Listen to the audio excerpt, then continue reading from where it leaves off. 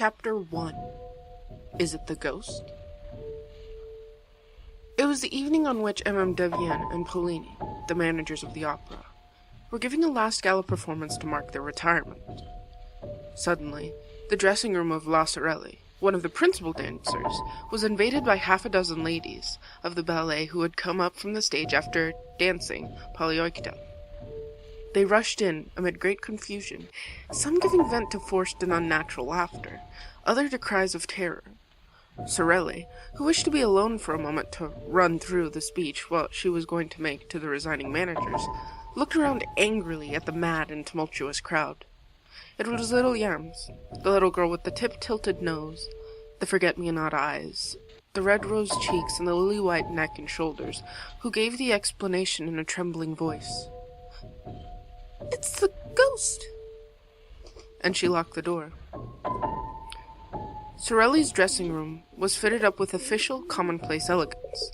A pier glass, a sofa, a dressing table, and a cupboard or two provided for the necessary furniture.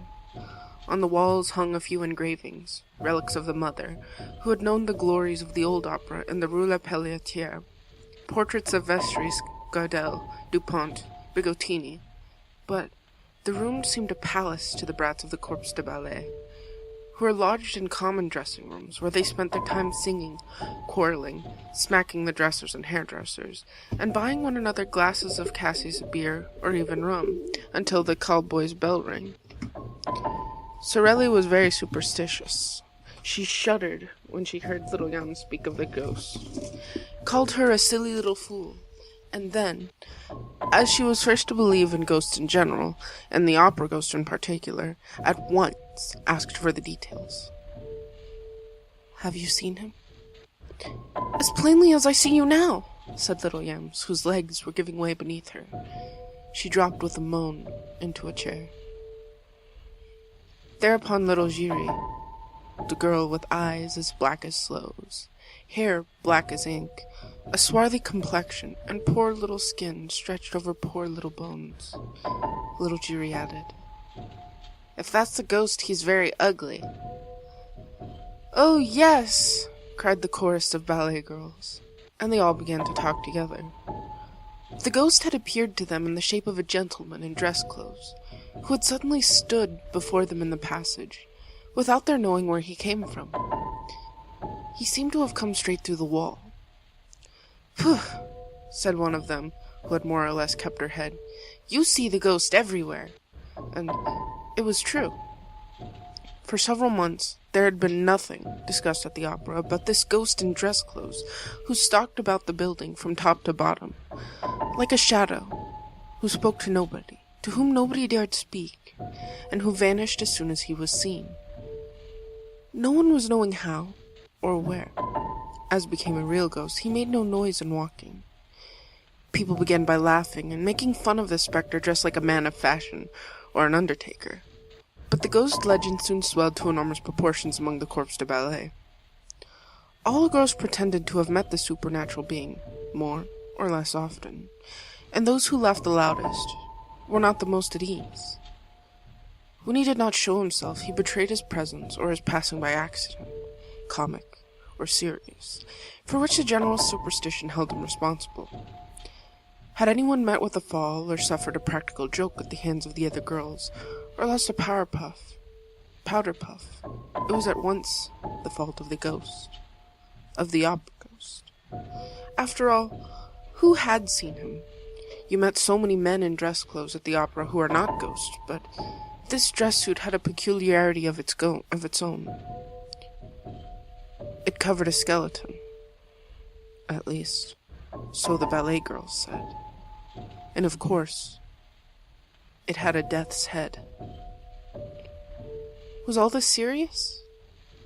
The truth is that the idea of the skeleton came from the description of the ghost given by Joseph Bouquet, the chief scene shifter, who had really seen the ghost. He had run up against the ghost on the little staircase by the footlights, which leads to the cellars. He had seen him for a second, for the ghost had fled, and to anyone who cared to listen to him, he said, "He's extraordinarily thin, and his dress coat hangs on a skeleton frame. His eyes are so deep that you can hardly see the fixed pupils. You just see two big black holes, as in a dead man's skull. His skin, which is stretched across his bones like a drumhead, is not white, but a nasty yellow. His nose is so little worth talking about that you can't see its side face, and the absence of that nose is a horrible thing to look at. All the hair he has is 3 or 4 dark locks on his forehead and behind his ears. The chief scene shifter was a serious, sober, and steady man who was very slow at imagining things.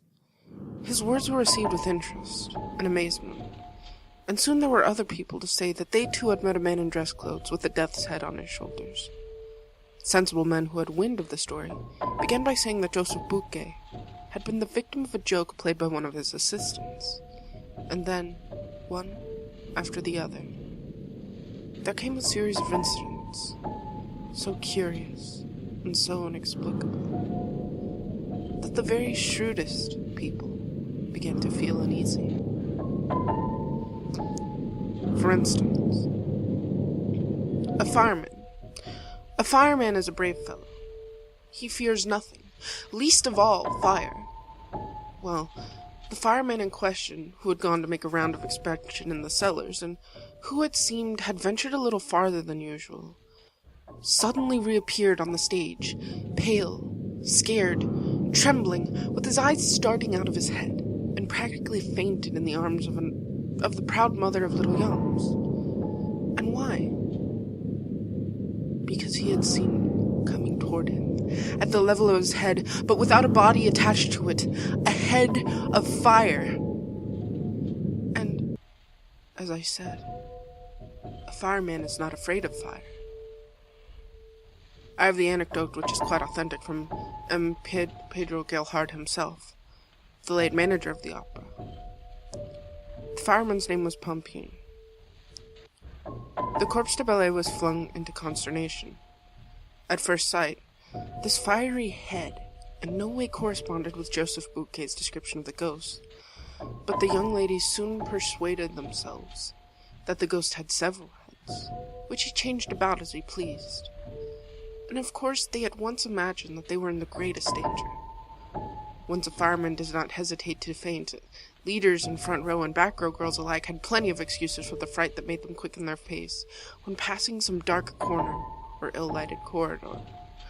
Sorelli herself, on the day after the adventure of the fireman, placed a horseshoe on the table in front of the stage doorkeeper's box, which everyone who entered the opera otherwise than as a spectator must touch before setting foot on the first tread of the staircase.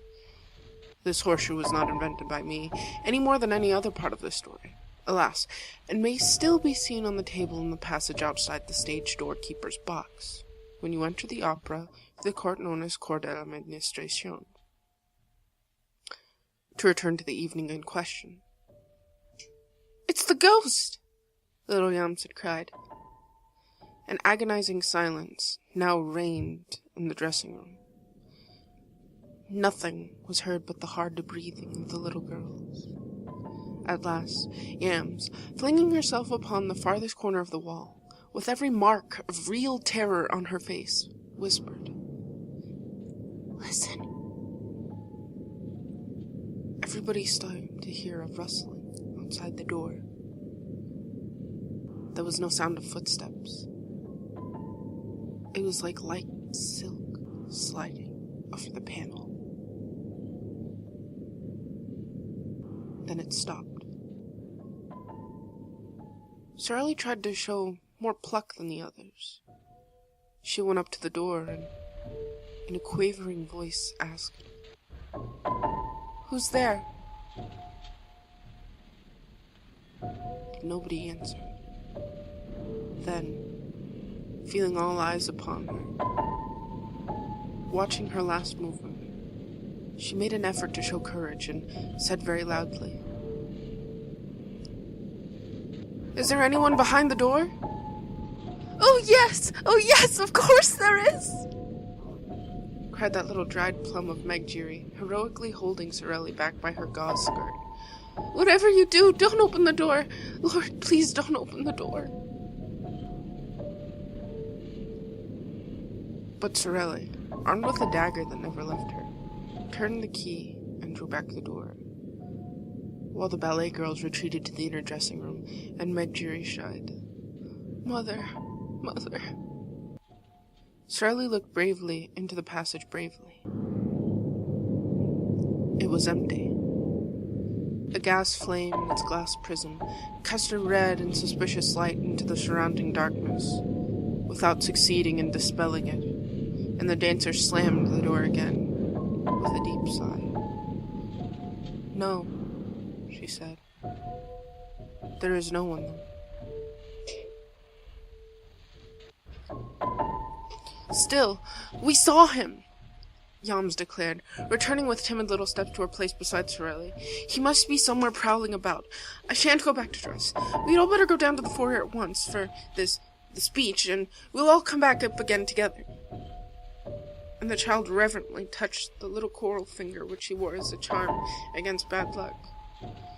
Well, Sorelli, stealthily, with the tip of her pink right thumbnail, made a St. Andrew cross on the wooden ring which adorned the fourth finger of her left hand. She said to the little ballet girls, "Come, children, pull yourselves together. I dare say no one has seen the ghost." Yes, we saw him just now, cried the girls. He had his death's head in his dress coat, just as when he appeared to Joseph Bouquet. And Gabriel saw him too, said Yams. Only yesterday afternoon in broad daylight. Gabriel? The chorus master? Why, yes, didn't you know? And he was wearing his dress clothes in broad daylight?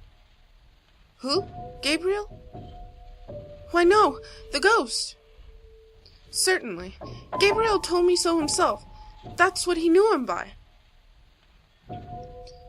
Gabriel was in the stage manager's office. Suddenly the door opened and the Persian entered. You know, the Persian has the evil eye.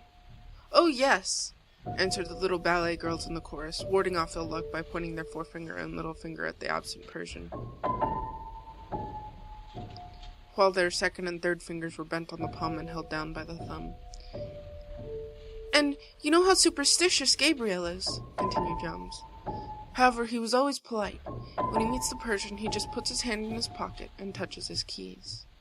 Well, the moment the Persian appeared in the hallway, Gabriel gave one jump from his chair to the lock of the cupboard so as to touch iron. In doing so, he tore a whole skirt off his overcoat on a nail. Hurrying to get out of the room, he banged his forehead against a hat peg and gave himself a huge bump. Then suddenly stepping back, he skinned his arm on the screen near the piano. He tried to lean on the piano, but the lid fell on his hands and crushed his fingers. He rushed out of the office like a madman, slipped on the staircase, and came out of the hole of the first flight on his back. I was just passing with Mother. We picked him up. He was covered with bruises, and his face was all over with blood. We were frightened for our lives, but all at once he began to thank Providence that he had got off so cheaply. Then he told us what had frightened him. He had seen the ghost behind the Persian. The ghost with the death's head. Just like Joseph Bouquet's description.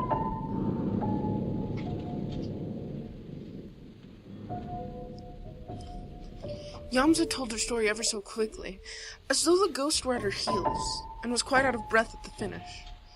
A silence followed, while Sorelli polished her nails in great excitement. It was broken by little Giry, who said, Joseph Bouquet would do better to hold his tongue. Why should he hold his tongue? Asked somebody. That's Mother's opinion, replied Meg, lowering her voice, and looking all about her as though fearing lest her other ears of those present might overhear. And why is it your mother's opinion? Hush! Mother says the ghost doesn't like being talked about. And why does your mother say so? Because... nothing. The reticence exasperated the curiosity of the young ladies, who crowded around little Giry, begging her to explain herself. They were there, side by side, leaning forward simultaneously in one movement of entreaty and fear, communicating their terror to one another, taking a clean pleasure in feeling their blood freeze in their veins. "I swore not to tell," gasped Meg. But they left her no peace, and promised to keep the secret, until Meg, burning to say all she knew, began, with her eyes fixed on the door. "Well, it's because of the private box." "What private box?" "The ghost box." "Has the ghost a box? Oh, do tell us, do tell us." "Not so loud," said Meg. "It's box 5, you know. The box on the grand tier, next to the stage box on the left." "Oh, nonsense." "I tell you it is. Mother has charge of it, but you swear you won't say a word." Of course. "Well, that's the ghost's box. No one has had it for over a month except the ghost, and orders have been given at the box office that it must never be sold." "And does the ghost really come there?" "Yes." "Then somebody does come." "Why, no. The ghost comes, but nobody is there." The little ballet girls exchanged dances. If the ghost came to the box, he must be seen, because he wore a dress coat and a death's head. This was what they tried to make Meg understand, but she replied, "That's just it. The ghost is not seen, and he has no dress coat and no head. All that talks about his death head and his head of fire is nonsense. There's nothing in it. You only hear him when he is in the box. Mother has never seen him, but she has heard him. Mother knows, because she has given him his program." Sorelli interfered. "Yuri, child, you're getting at us." Thereupon little Yuri began to cry. "I ought to have held my tongue, if Mother ever came to know, but I was quite right. Joseph Bouquet had no business to talk of things that don't concern him. It will bring him bad luck. Mother was saying so last night." There was sound of hurried and heavy footsteps in the passage, and a breathless voice cried, "Cecile? Cecile, are you there?" "It's Mother's voice," said little Yams. "What's the matter?" She opened the door. A respectful lady, built on the lines of a Pomeranian grenadier, burst into the dressing room and dropped groaning into a vacant armchair. Her eyes rolled madly in her brick dust-colored face. How awful, she said. What? Joseph Bouquet. What about him? Joseph Bouquet is dead. The room became filled with explanations, with astonished outcries, and with scared requests for explanations. Yes, he was found hanging in the third-floor cellar. "It's the ghost!" Little Jerry blurted as though in spite of herself, but she at once corrected herself with her hands pressed to her mouth. No, I didn't say it. All around her, her panic-stricken companions repeated under their breaths, "Yes, it must be the ghost." Sorelli was very pale. "I shall never be able to recite my speech," she said. Mayams gave her opinion, while she emptied a glass of liqueur that happened to be standing on a table. The ghost must have something to do with it. The truth is that no one ever knew how Joseph Bouquet met his death. The verdict at the inquest was natural suicide. In his memoirs of manager M.So, one of the joint managers who succeeded M.Debienne and Pollini, describes the incident as follows. A grievous accident spoiled the little party which M.Debienne and Pollini gave to celebrate their retirement. I was in the manager's office when Mercier, the acting manager, suddenly came darting in. He seemed half mad, and told me that the body of a scene shifter had been found hanging in the third cellar under the stage, between a farmhouse and a scene from Roi de la Rue. I shouted, "Come and cut him down!" By the time I had rushed down the staircase and the Jacob's ladder, the man was no longer hanging from his rope. So this is an event which M.So thinks is natural. A man hangs at the end of his rope. They go to cut him down. The rope has disappeared. Oh, M. Charmaine found a very simple explanation. Listen to him. It was just after the ballet, and leaders and dancing girls lost no time in taking their precautions against the evil eye. There you are. Picture the corpse de ballet scuttling down the Jacob's ladder, dividing the suicide's rope among themselves, in less time than it takes to write. When, on the other hand, I think of the exact spot where the body was discovered. The third cellar underneath the stage. Imagine that somebody must have been interested in seeing that the rope disappeared after it had effected its purpose. And time will show if I am wrong. The horrid news soon spread all over the opera, where Joseph Bouquet was very popular. The dressing rooms emptied, and the ballet girls, crowding around Sorelli like timid sheep around their shepherdess, made for the foyer through the ill-lit passages and staircases, trotting as fast as their pink little legs could carry them.